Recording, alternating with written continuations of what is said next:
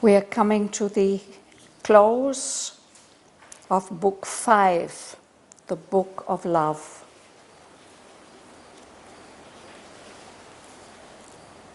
The longest canto, Canto 3, shows the meeting of Savitri and SATYAVAN and an exchange between them. So they have met in the forest, they've recognized each other, fallen in love, committed to each other. And last week we read the description of that symbolic marriage there in the forest under the eyes of the sun. The sun is their witness. So now there's just one short little section left to close, to round off this canto and this book.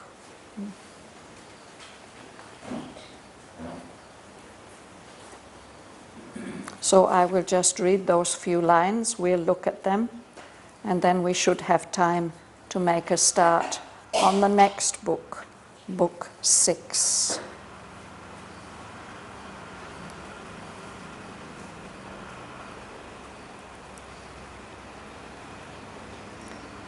Then down the narrow path where their lives had met, he led and showed to her her future world, love's refuge and corner of happy solitude.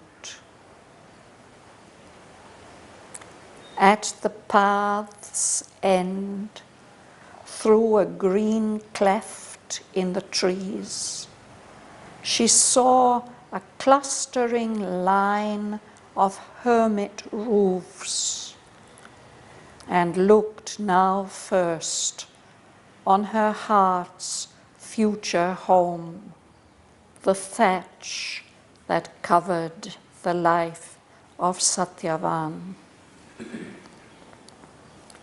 Adorned with creepers and red climbing flowers, it seemed a sylvan beauty in her dreams, slumbering with brown body and tumbled hair in her chamber inviolate of emerald peace. Around it stretched the forest's anchorite mood, lost in the depths of its own solitude. Then, moved by the deep joy she could not speak, a little depth of it quivering in her words, her happy voice cried out to Satyavan, "My heart will stay here on this forest verge and close to this thatched roof while I am far. Now of more wandering it has no need. But I must haste back to my father's house, which soon will lose one loved, accustomed tread, and listen in vain for a once cherished voice. For soon I shall return, nor ever again oneness must sever its recovered bliss, or fate sunder our lives while life is ours." Once more she mounted on the carven car, and under the ardor of a fiery noon, less bright than the splendor of her thoughts and dreams, She sped, swift-reined, swift-hearted, but still saw in still lucidities of sight's inner world. Through the cool scented woods, luxurious gloom, on shadowy paths between great rugged trunks, pace towards a tranquil clearing, Satyavan. A nave of trees enshrined the hermit thatch, the new deep covert of her felicity, preferred to heaven, her soul's temple and home. This now remained with her, her heart's constant scene.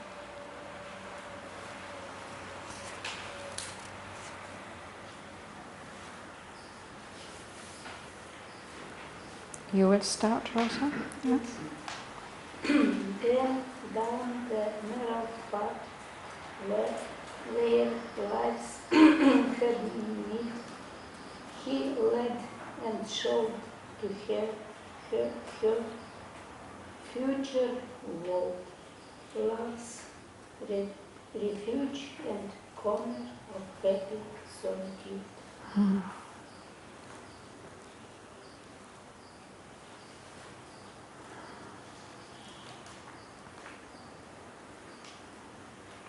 Can you read her world?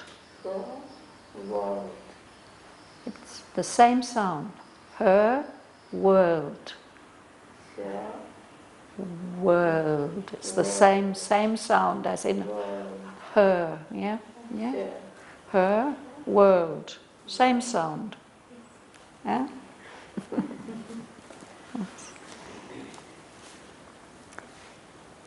So Satyavan, he led Savitri down this narrow path where their lives have met, have come together, and he's leading her down the path to show to her the place that will be her world in the future.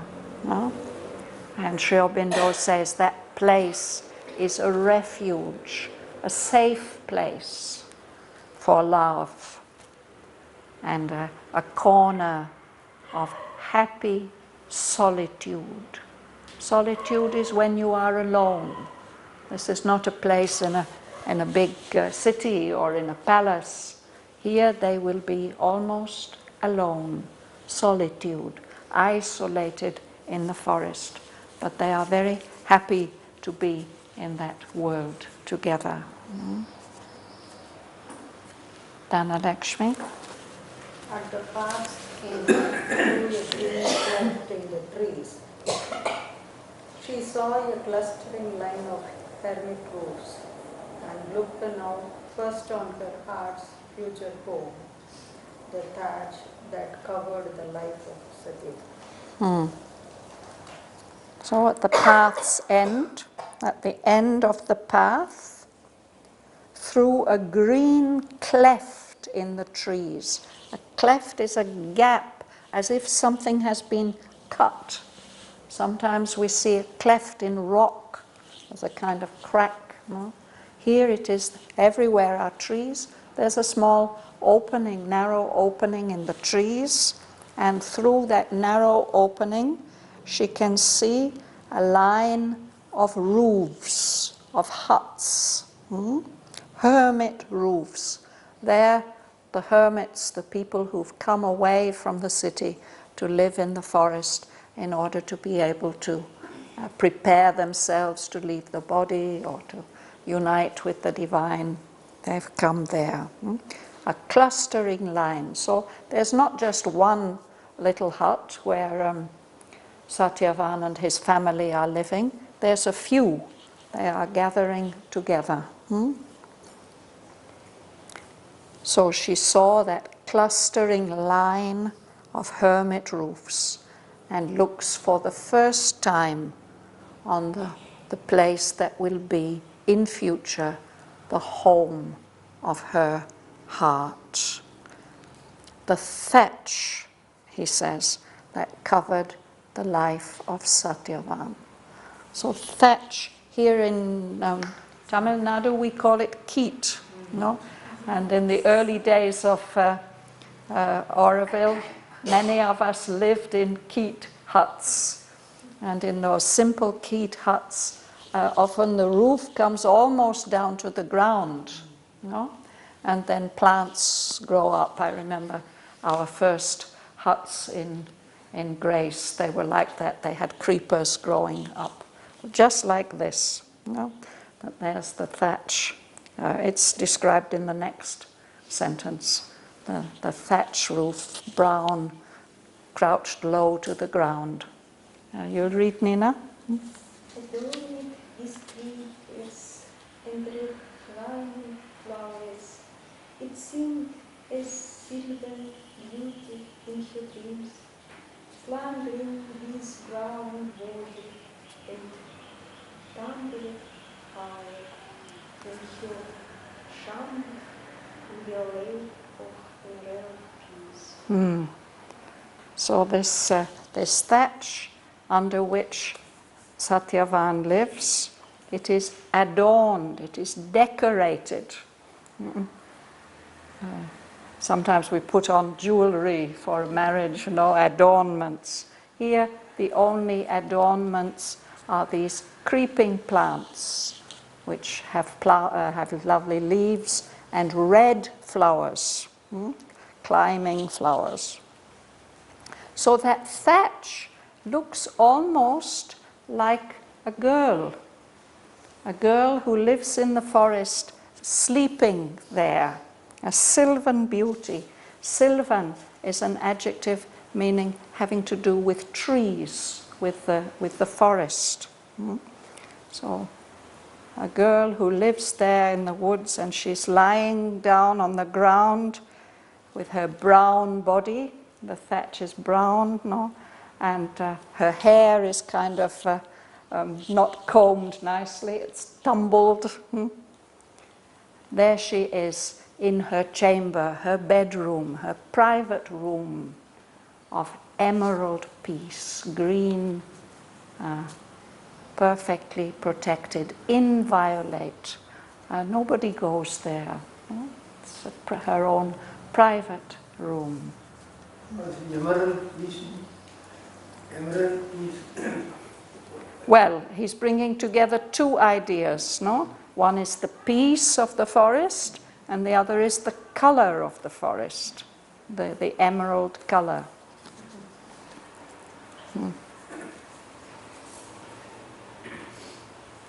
which stretched the forest anchored moon, launched in the depths of its own solitude. So around that hut, around that chamber where the sylvan beauty is sleeping, stretches, extends, spreads out the forest. And this forest has a special kind of peace in it, a kind of concentration, an anchorite. It's another word for a hermit, for somebody who has gone away from the world and is living in concentration on the divine. So there seems to be a mood like that. And the forest is in that mood of being lost, absorbed, indrawn in the depths of its own solitude. Here again comes that word. It's loneliness, it's aloneness.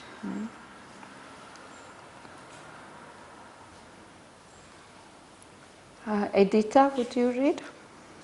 Then, moved by the deep joy, she could not speak, a little depth of it quivering in her words.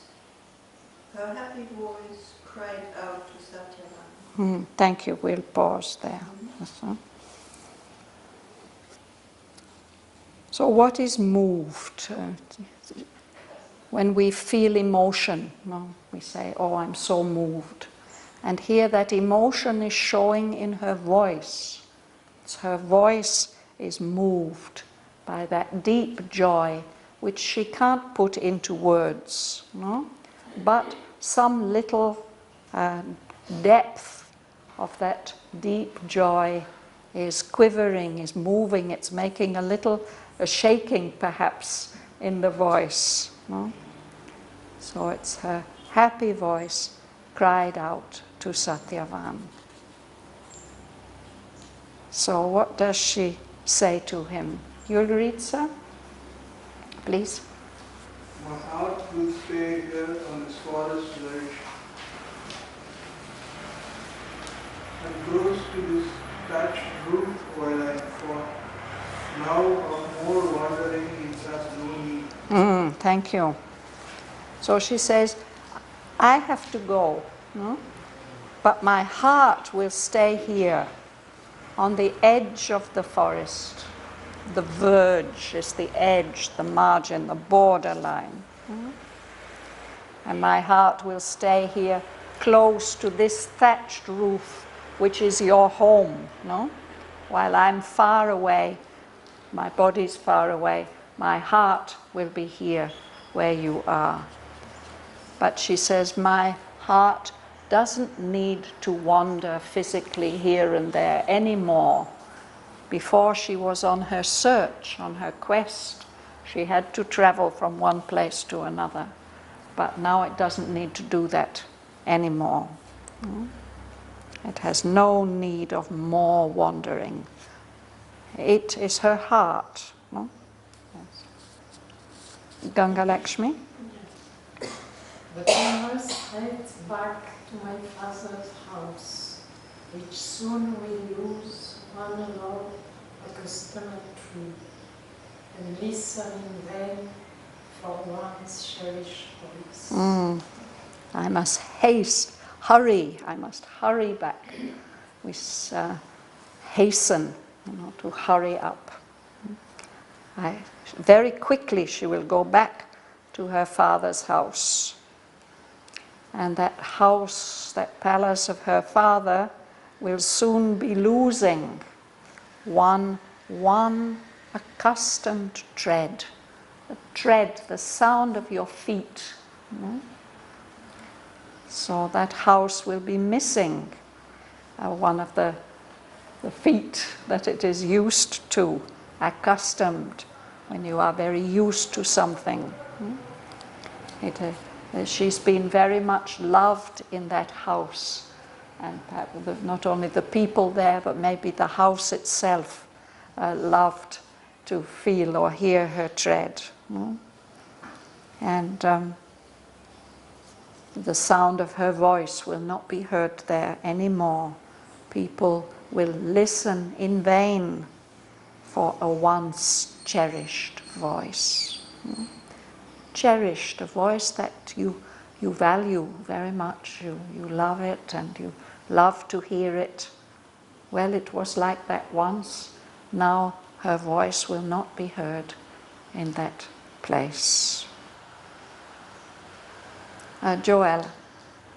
For soon I shall return, nor ever again oneness must sever its recovered bliss. Our fate sunder our lives while life is ours. So she says the palace will lose her accustomed tread and her cherished voice, because soon I shall be returning here. I'll be coming back to this place. And then we will be together in our oneness, and we will not have to separate. To sever means to divide or cut. So that oneness of our two lives will not have to be separated again. It will not have to suffer any cut in this bliss that we have found now at meeting each other. She says recovered. It refers to that feeling that they both have that they have known this bliss of oneness before in other lives. Now they have come together and rediscovered that bliss of being together. Now there's a brief separation, but she will come back and they won't have to be separated again. Sundar means? And sunda means the same as sever, cutting, separating. Fate will not have to separate our lives as long as life is ours. Why it is nor ever again, or soon I shall return, nor ever again means? Yes, nor means and not. So, and oneness will not ever again have to separate this recovered bliss. We wouldn't use the language like this in speech or in ordinary writing, but it's very useful for the poet when he is trying to keep a beautiful rhythm, to have these short words that say a lot. No? So here he does it with this nor and must. This will never again have to separate.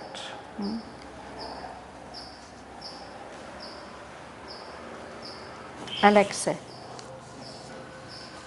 Once more, she mounted on the cavern car, and under the ardor of a fiery noon, less bright with the splendor of her thoughts and dreams, she sped swift-winged, swift-hearted, but still saw, in still vicinities of sight's inner world, through the cool, scented woods, the cherries bloom, on shadowy paths between great rock trunks, east towards a tranquil, clearing SATYAVAN. So it's a long sentence and quite a complicated one. Let's look at it closely.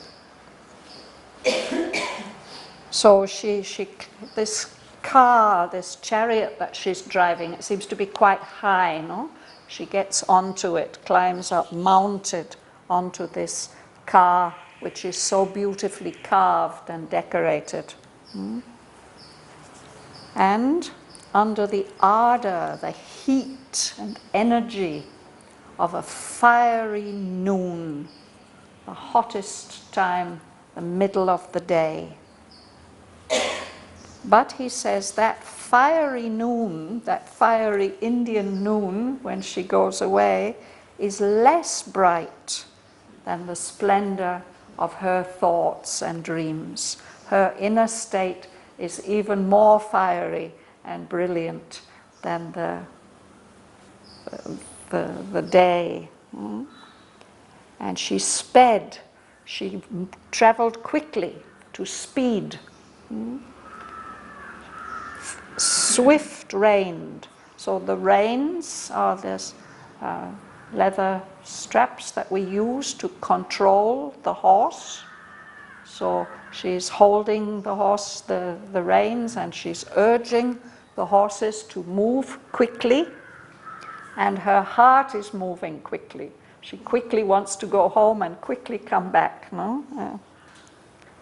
But inwardly, she still can see, she's still seeing in still lucidities of sight's inner world. In the inner sight, there it is silent, it is full of light. She's seeing SATYAVAN. She's seeing SATYAVAN pacing, walking towards that tranquil clearing, that peaceful opening in the forest where his home is. That's how she sees him in her inner sight. She sees him pacing, walking through the wood, the cool scented wood. There's that lovely fragrance and coolness of the forest. And it has this luxurious gloom. It is shadowy, full of shadows, and there's a kind of richness, pleasantness there. That's very comfortable. He's walking on shadowy paths between great rugged trunks, the trunks of the trees that are rough textured, rugged. They're not smooth. They have rough bark. So that's what she, in line 437, she still saw. What did she see? She saw Satyavan, no? Pace towards a tranquil clearing through the cool scented woods, luxurious gloom on shadowy paths between great rugged trunks. Luxurious gloom. And gloom is a negative word. Yes, but when we speak about the gloom of the forest, it's not always negative. It can be very pleasant, especially in India, to be in the shade of those trees, not out in the bright sunlight. No? And there's something, all the richness of nature is there. That's why he uses this suggestive word, luxurious. No? It's not luxurious in the sense of the palace with golden things and tapestries and cushions and so on. There's a different kind of luxury in the forest. Mahalingam. The name of trees enshrined the hermit thatch, the new deep cover of her felicity, preferred to heaven, her soul's temple and home. These now remain the heart's constant theme. A nave of trees. The nave is the central part of a church. And usually there are columns. It comes from the Latin word for a ship. It's actually built like the ribs of the church, like a ship, but they are columns. And at a certain time in European architecture, they made those columns consciously like trees, and then the branches arching over when they got high up. No? So here he says the trees form like a nave, a passageway, enshrining, as if that's a sacred place where Satyavan lives, like a church. So that place, that hermit thatch, that brown roof covered with creepers, this is now the deep covert, the secret place of her felicity, of her happiness. This is her soul's temple and home. She prefers this thatched roof in the forest to heaven. She chooses this place because this is the home of her soul. This is the temple where her soul and her love are kept sacred. So this is what she's remembering and seeing in her inner sight. This now remained with her, this scene, Satyavan walking towards that tranquil clearing through the trees. This now remained with her. This is the constant scene of her heart. The other things, the road that she's traveling, she's hardly seeing that at all. She's concentrating on this little glimpse that she's had of the home of Satyavan, which will be her own home in future.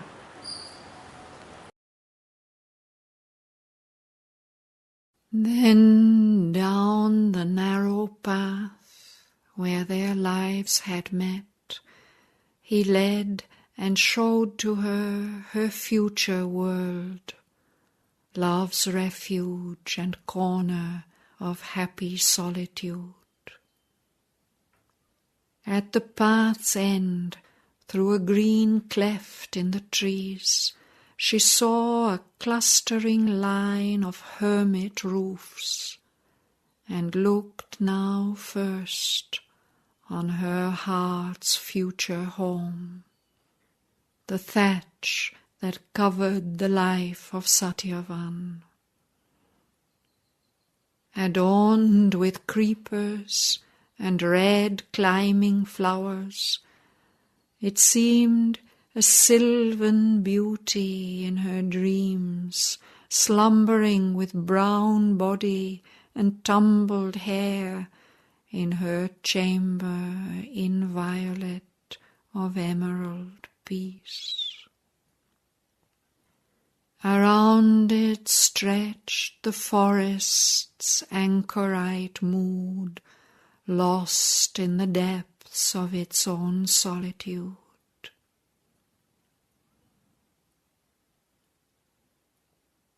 Then, moved by the deep joy she could not speak, a little depth of it quivering in her words, her happy voice cried out to Satyavan,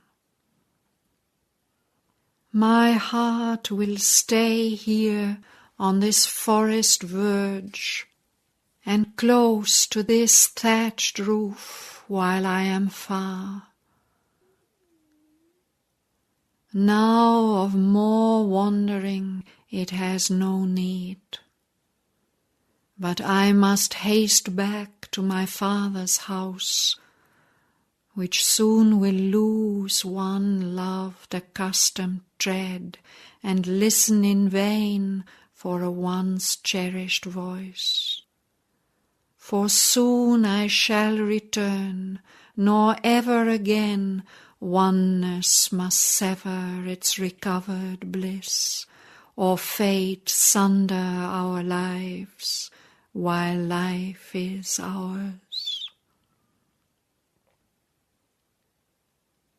Once more she mounted on the carven car, and under the ardour of a fiery noon, less bright than the splendour of her thoughts and dreams, she sped swift-reined, swift-hearted, but still saw in still lucidities of sight's inner world, through the cool scented woods' luxurious gloom, on shadowy paths between great rugged trunks, pace towards a tranquil clearing, Satyavan. A nave of trees enshrined the hermit thatch, the new deep covert of her felicity, preferred to heaven, her soul's temple and home. This now remained with her, her heart's constant scene.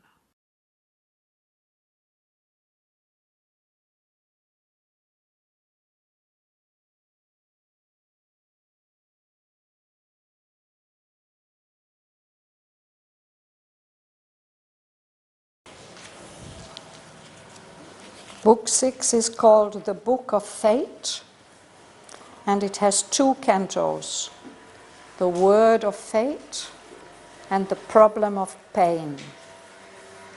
And this second canto, The Problem of Pain, is the last part of Savitri that Aurobindo was working on.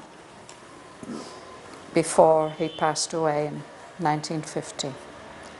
So that is to say, right in the middle of the poem, there's this late addition which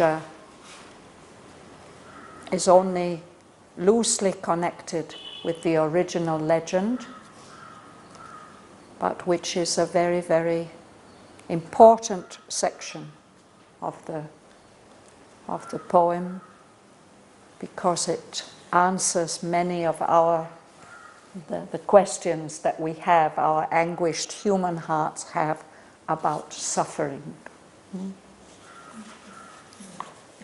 That's in the second canto. But first, we follow the story.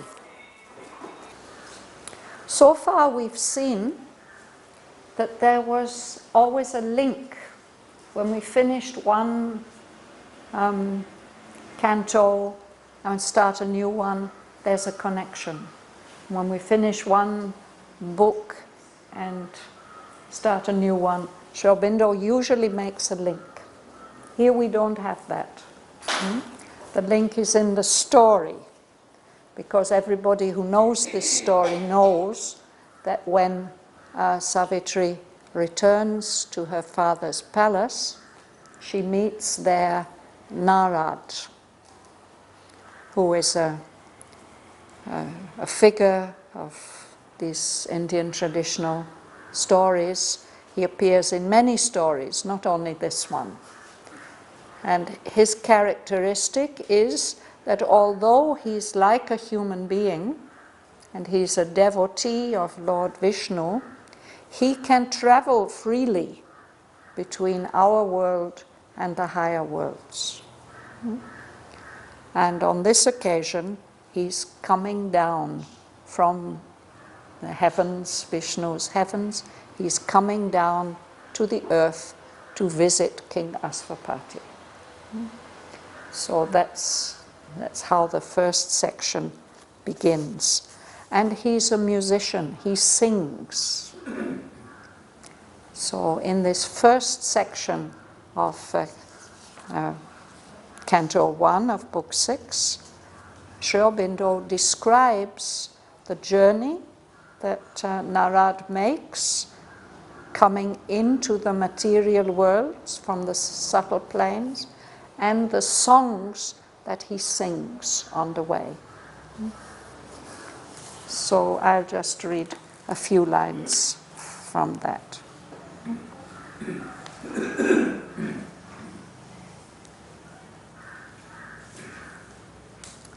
In silent bounds, bordering the mortal's plain, crossing a wide expanse of brilliant peace, Narad, the heavenly sage from paradise, came chanting through the large and lustrous air. Attracted by the golden summer earth that lay beneath him like a glowing bowl tilted upon a table of the gods, turning as if moved round by an unseen hand to catch the warmth and blaze of a small sun. He passed from the immortal's happy paths to a world of toil and quest and grief and hope, to these rooms of the seesaw game of death with life, across an intangible border of soul space. He passed from mind into material things, amid the inventions of the inconscient self and the workings of a blind somnambulist force.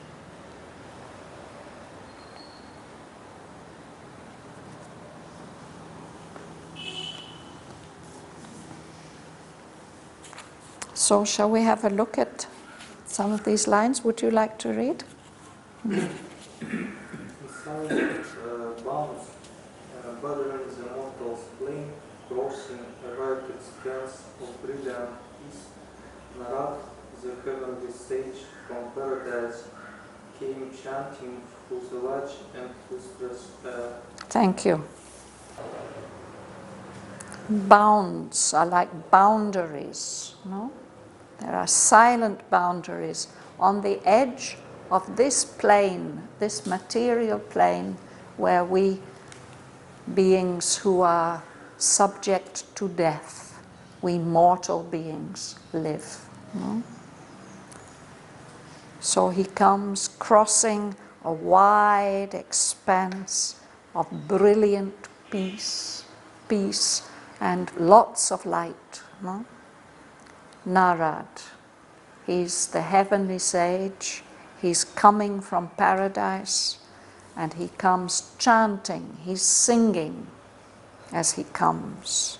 He's passing through this large air, lustrous air. It again means full of light, shining air. Yes. At the back, the very back. Attracted by the golden summer earth that lay beneath him like a glowing bowl, tiled upon a table of the gods, turning as if moved round by an unseen hand to catch the warmth and blaze of a small sun, he passed from the immortal's happy pulse to a world of toil and quest and grief and hope, to these rooms of the seesaw game of death with life. Yes. So he's attracted, he sees the summer earth, the earth in the summer season, golden, shining golden. And Sri Aurobindo describes it like a golden bowl that's been tilted. So this is a lovely picture we have in a few places in the poem, Sri Aurobindo looking at the world from far out in space. It's turning around as if it's being moved by an unseen hand, and it's being turned so that it catches the warmth and blaze of our sun. Small sun. And out in the universe there are many much bigger suns than our sun. So he's attracted by this beautiful earth, summer earth. So he passes out of the immortals' happy paths into the mortals' plane. He crosses that boundary. He comes into this world of toil. We always have to work and work hard. And we always have to seek. And so we suffer, we feel grief, and we feel hope. These are the characteristics of the mortal's plane. To these rooms where we live, where there's always a game going on, a seesaw game. A seesaw is something that we have in children's playgrounds. There's a fulcrum and a plank with seats, and the children go up and down. Now one is up and the other is down, and then it's changing. This is a seesaw. So here in our world, it's life and death, always joined, alternating. One is dominating, the other is dominating, exchanging positions. You'll read now? Would you read? Across an intangible border of soul space, he passed from mind into material things, amid the inventions of the inconscient self, and the working of a blind, Somnambulist? So he crosses over this borderline, the borderline between the immortal's paths and the mortal's plane. He moves across that border. That is an intangible border. You can't exactly feel it. It's a border in soul space, in consciousness space. So he's passing from the worlds of mind into the world of matter. And here material things exist surrounded by the inventions, the things that have been invented, created by the inconscient self, not the supreme self, but the inconscient, things that have emerged in the process of evolution. And here in our world, we live amid the workings of a blind, somnambulist force. The energy that works here, the energy that works in matter, that works in life and mind, is as if sleepwalking. A somnambulist is somebody who moves about while they are asleep. It's a very amazing thing that somnambulists seem to be able to move about, although they are unconscious. They don't make mistakes. They seem to know exactly where they are going and to find their way. And it's very, very dangerous to wake them up, because then they may make a wrong movement. No?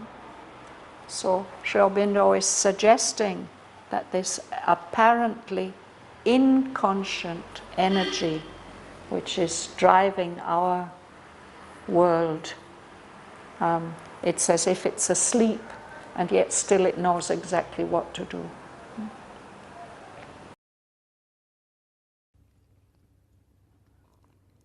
In silent bounds bordering the mortal's plain, crossing a wide expanse of brilliant peace, Narad, the heavenly sage, from paradise came chanting through the large and lustrous air.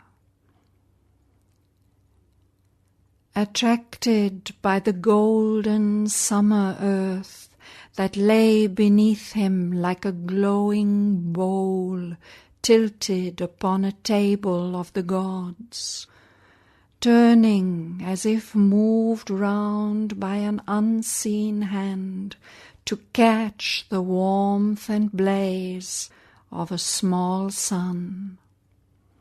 He passed from the immortal's happy paths to a world of toil and quest and grief and hope, to these rooms of the seesaw game of death with life. Across an intangible border of soul space, he passed from mind into material things, amid the inventions of the inconscient self and the workings of a blind, somnambulist force.